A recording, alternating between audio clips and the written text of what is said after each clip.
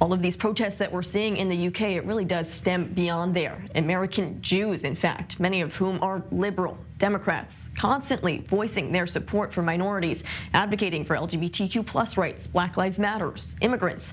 Well, now that the American liberal Jews need someone to advocate for them, they feel abandoned by many of these pro-Palestinian protests also taking place across these Western communities. Now, I'm joined in studio by activist and influencer Chaya Lev. Thank you so much for being here in studio. Now, it is so interesting what's happening with the many liberal Jews, American Jews.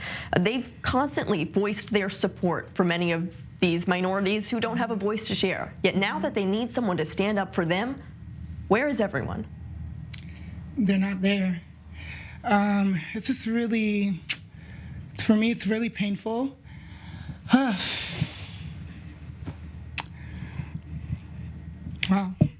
It's really sad because one thing about the Jewish community, especially in the States, is they come through. The Jewish value is to lend a hand, is to heal the world.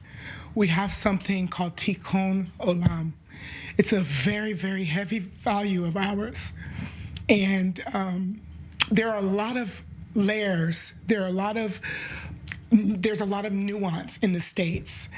But when you see everybody not coming out, when the Jewish community has been so helpful and has lent their ear, especially on Black Lives Matter, and a lot of people know my position on the statement of Black Lives Mattering, it is absolutely something I stand behind. The organization, many of my friends in the States have given countless amount of time and money. My rabbi marches, comes together with churches to try to put on the ground support. And for my friends to tell me they don't have the support, it hurts. Because I know that we know better. I know that we know better, and I know that humanity knows better. And for me, I am a Black woman. I am a Jewish woman. I'm an Israeli woman. And to know that my fellow human being wouldn't stand up and say, this is wrong, or we don't understand, make us understand. It's quite disgusting, actually. And I feel sorry. I feel really bad for my community. But I've been watching what the Black community, and when I say the Black community, of course, I don't mean everyone. Just like when I say the Jewish community, I don't mean everyone, because you cannot put everyone in a basket.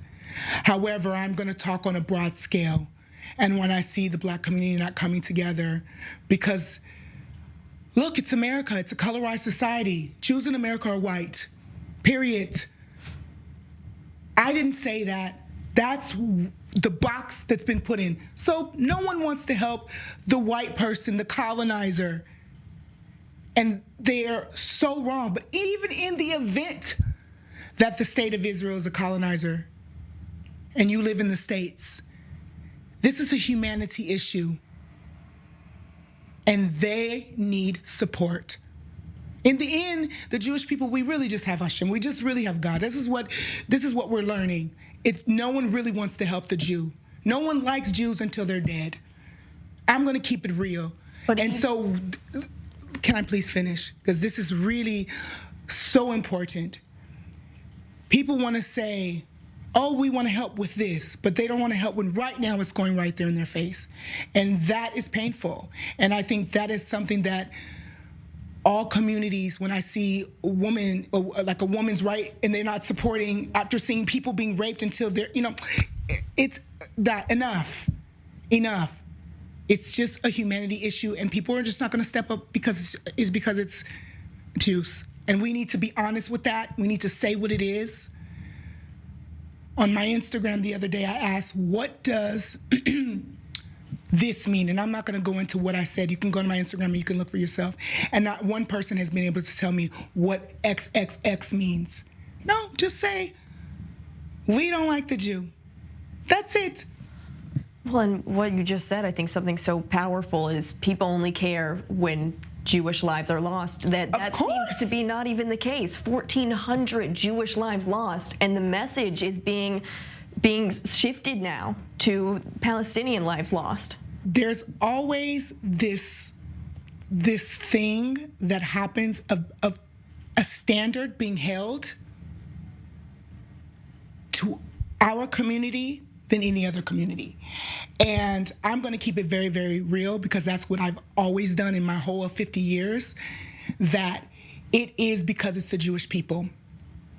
I'm not going to talk facts, where there's Palestinians, where there's this, and who's doing what around the world, because if we pull up facts, no one wants to hear the facts. They just think we're the white, European, Jewish colonizer. Well, I look pretty darn white. I must have been at the beach too long, because I don't look white to me. So what is the problem? And even if we were, Britain, United States, do we have to talk about the histories there? Did 9/11, did anybody that died in 9/11, did they deserve that? Did the conversation even need to be had? Bipartisan issues, like we can go on and on and on. Just say it's because it's the Jew. And I think that's where people don't want to stand up for the Jew in America. They don't want to stand up. They don't want to stand up. In America, I'm also curious how just the rhetoric on college campuses, and not just college campuses, we're also seeing videos, school-aged children in San Francisco running through the halls of their school chanting "Free Palestine," from the river to the sea, let them be free. Do they realize what they're implying when they chant this? No, they don't. No, they don't. Because first of all, we as and I can say this as an Israeli and as a woman, as a black woman, we definitely stand with the Palestinian people. However, when you say free Palestine on a random recipe of a Jewish creator, that's bullying. That's not about the Palestinian people. You want to free the Palestinian people? Amazing. Help us. Tell us. Because you're a kid and you're saying free Palestine, and I think it's great that you have a flag. You should be proud. But what does that waving that flag mean? What does that particular statement mean? And so I think Americans are out of touch. They live in a bubble. The local Starbucks is the issue. The fact that the price at Target went up $1 is your biggest issue. Yeah, you have mass shootings and things of that nature. Yeah, you have bad food. Yeah, you have health care issues. But yet and still, you choose to harass your fellow neighbor. It's true hatred. And you mentioned just so many Israelis who do stand up for the lives of Palestinians, and I feel like what we are seeing abroad is just the equation between pro-Palestinian equaling Hamas, basically, because as they're stating that they want Israel to stop targeting these Hamas infrastructures, then you're stating that you want Hamas to continue to control the Gaza Strip and control these Palestinians. Let me give you an old school Black American proverb. It says, don't start nothing, won't be nothing. Okay? If Hamas doesn't come for us, then we don't have to be on the defense.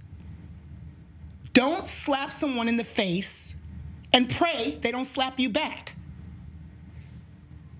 So for those people that live in America, once again, that sit in their little Starbucks and they type free Palestine, I can guarantee you, if what the horror happened in their city, New Yorkers, you don't even want someone from Brooklyn to come to Bed-Stuy. You don't want somebody to go to the Bronx. If someone came into your city and did this atrocity, please. You're holding me and my people to a standard that you wouldn't hold yourself, and that's unacceptable. And I'm never going to accept it. And I'm going to speak out on it every single chance I get, because that's the right thing to do. And by the way, let me just add one more thing. I had a conversation, because I'm a dance teacher. I teach African dance, but I work in a gym that is mixed with Arab Christian, Arab Israeli, Palestinian, Jews, Christians, Muslims, whatever. And I saw something on someone's post, and I asked a question, because I need to talk to that person. I need to connect on a human level. So we talked. And you know what I said? He said, I have a lot of pain as a Palestinian. I said, I want to hear your pain. I want to feel your pain. I said, but I'm going to tell you something right now. Your pain should not override saying when something's wrong. Because I know I'm 400 years deep in the U.S. with pain. Our babies were thrown to alligators, and if let's say some black gang decided to start murdering Caucasian peoples, and maybe it's justified, maybe it's not, I don't know, I would say straight up, that's wrong. Because that's humanity. I'm not going to bring politics, well, back in the day, they threw a baby there. No. If you can't even stand up for humanity, you've lost your moral compass. So for all of those Americans out there that are sitting at home watching this and talking free Palestine over their coffee table, over their little coffee cups, you need to look in the mirror at yourself and ask yourself, what do you really stand for? Don't worry about what we stand for. What do you stand for? And that's my piece. Do you think that the rhetoric is going to change? I mean, No. if nothing, I feel like this was the major example of now stand with Israel or it's hopeless. The Jewish people have been here for 3,000 plus years, and we're going to be here for 3,000 plus until eternity because that's what we believe. This is not new to us. I'm actually not shocked. Wow. I'm not shocked one bit. I'm not shocked. When we said never again, I truly believe that was not just words, that was an action. We have to take action to be amazing people, to be good people, to be better people. And if we don't take that action, never again will be right now, just like you see. Chaya Lev, thank you so much for your insight, as always, providing so much into the onlook of everything that is happening abroad right now. Thank you so much. Thank you.